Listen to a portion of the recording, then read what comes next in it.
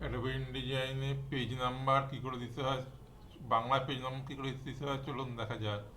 প্রথমে ফাইলে ক্লিক করতে হবে, তারপর নিমে ক্লিক করতে হবে, ডকুমেন্ট ক্লিক করতে হবে। এখানে চলে এসছে। এখানে নাম্বার পেজ একটা থাকে, আমি এখানে 10টা করে দিচ্ছি। করার পর ক্রিয়েটে ক্লিক করলাম। এখানে চলে এসছে। এখানে পেজ না থাকলে এখানে পেজ আসে, এখানে ক্লিক করলেই চলে আসবে। এটা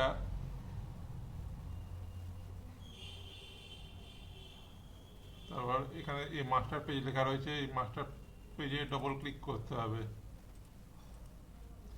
করার পর এখানে দুটো মাস্টার পেজ চলে এসছে। প্রথমে টাইপ টুলে ক্লিক করে এখানে ক্লিক করলাম। করার পর এর পয়েন্টটাকে বাড়িয়ে দিলাম, কার্সারের এটা বড় হয়ে গেল।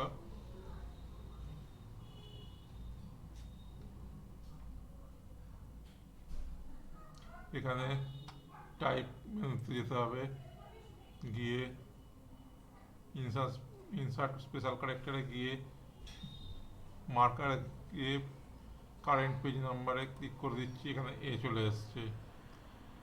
এটাকে সিলেক্ট করলাম। করার পর এডিটে গেলাম, কপি করলাম। তারপর এখানে এসে আবার একটা বাউন্ডিং বক্স কাটলাম। কাটার পর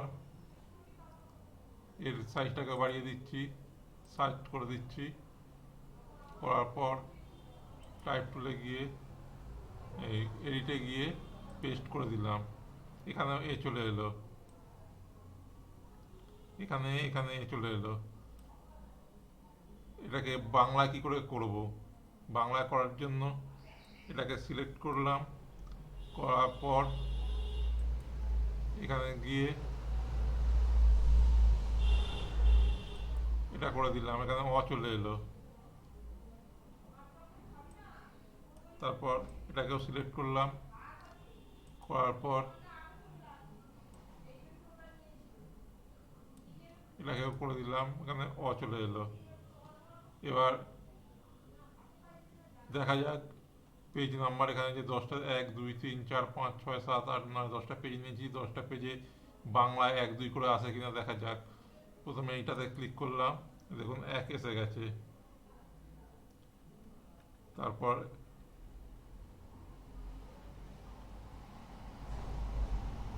এটাকে তুলছি আস্তে আস্তে, দেখুন এখানে 2, এখানে 3। এটা করলাম 4 5।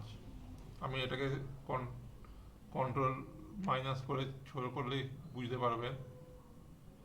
তারপর আবার তুলছি,